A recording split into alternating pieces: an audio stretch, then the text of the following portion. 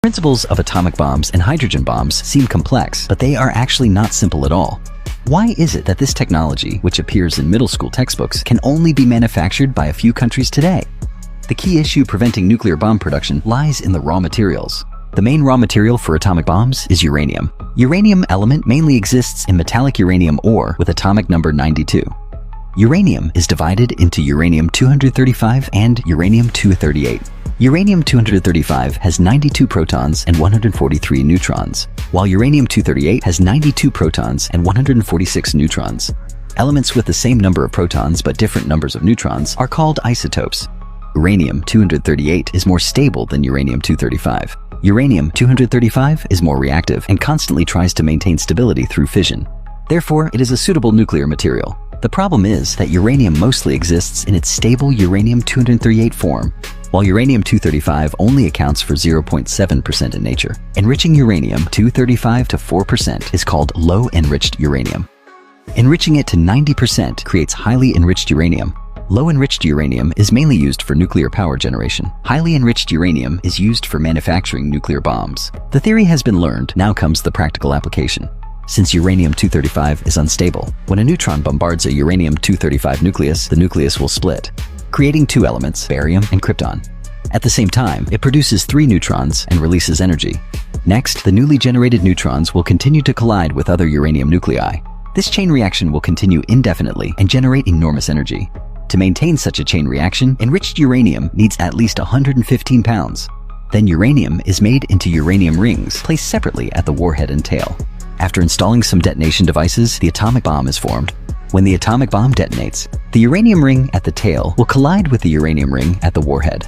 This causes a fission chain reaction and creates the mushroom cloud. Humanity's first atomic bomb used in actual combat employed exactly this method.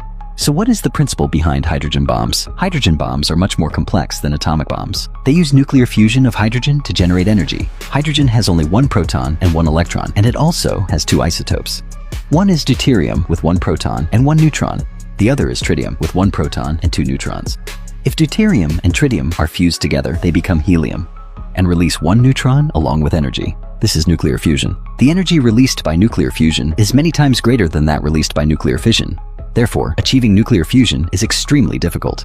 This requires extremely high temperatures, about 180 million degrees Fahrenheit, while the sun's core temperature is only 36 million degrees Fahrenheit. However, this temperature can be achieved through atomic bomb fission. So the top of a hydrogen bomb is an atomic bomb serving as the detonation device, while the bottom part is the fusion bomb. Inside the atomic bomb is spherical uranium or plutonium. The outer layer is wrapped with chemical explosives. The fusion bomb's outer shell is made of uranium. Inside it contains lithium deuteride with a plutonium rod in the center.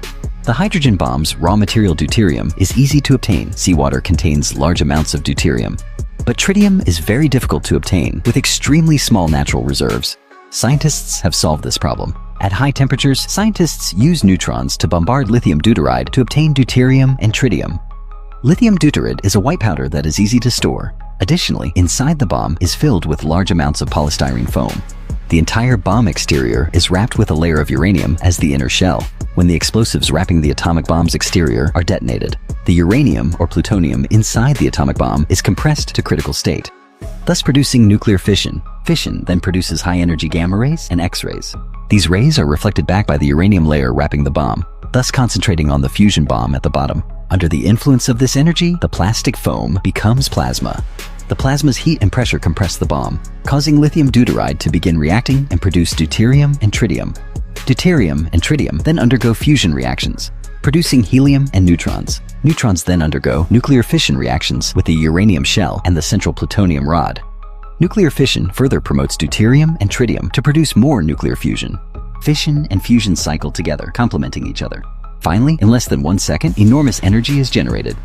Wherever it reaches, it destroys heaven and earth, reducing everything to nothing.